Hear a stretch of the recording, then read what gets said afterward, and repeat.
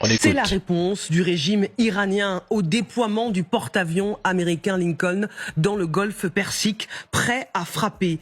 L'Iran menace les États-Unis. Regardez, ce n'est pas évident au premier coup d'œil, mais ce panneau gigantesque représente un porte-avions endommagé et ensanglanté, le tout formant le drapeau américain. Et vous voyez cette citation qui est à la fois en farsi et traduite en anglais: qui sème le vent récolte la tempête. Mais on apprend à l'instant que l'Iran met en garde aujourd'hui contre des conséquences destructrices si le corps des gardiens de la révolution était classé organisation terroriste par l'Union européenne. En fait, c'est très dangereux. Un porte-avions, c'est quasiment c'est la mouche dans le bol de lait. On voit qu'elle. Donc c'est vrai qu'aujourd'hui, on sait que les Iraniens ont une capacité de missile qui est relativement importante. Alors, la précision est peut-être pas celle qu'on imagine, mais ils ont comme des missiles qui portent au maximum à 2000 km. En fait, en se rapprochant de la côte, naturellement, le porte-avions peut se retrouver sous un tir de missile iranien. Alors, j'ai pas dit que le système anti-missile américain serait défaillant, mais c'est une cible. Et ça, c'est un risque que les Américains ne peuvent pas courir. Ils peuvent pas se permettre ce luxe. Et ça, les Iraniens le sentent bien.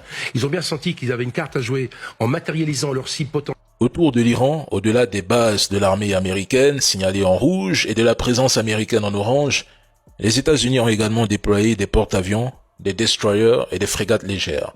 Hier, mardi 27, le président iranien a annoncé le transfert de certains pouvoirs aux gouverneurs de province afin de leur permettre de prendre des décisions d'urgence en cas d'attaque américaine.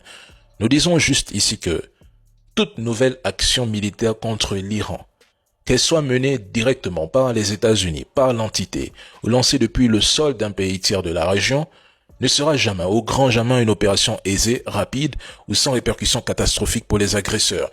Et Washington DC, comme l'entité, en sont pleinement conscients, même s'ils multiplient les menaces verbales, les déploiements de porte-avions et les briefings sur des options de frappe. Les pays du Golfe et du Moyen-Orient le savent aussi. Cette fois, contrairement à la réponse relativement mesurée de juin 2025 lors de la guerre des 12 jours où l'Iran a limité ses tirs malgré la destruction sur ses sites nucléaires et balistiques, toute agression sera perçue comme une menace existentielle absolue entraînant une riposte massive, immédiate et multidimensionnelle. L'Iran répète ce message avec une insistance croissante depuis que les leçons de 2025 l'ont poussé à adopter une doctrine plus offensive et préemptive face au retour de Trump qui brandit l'intervention pour soutenir les manifestants alors que c'était une révolution colorée qui a échoué en portant des personnes avec elle.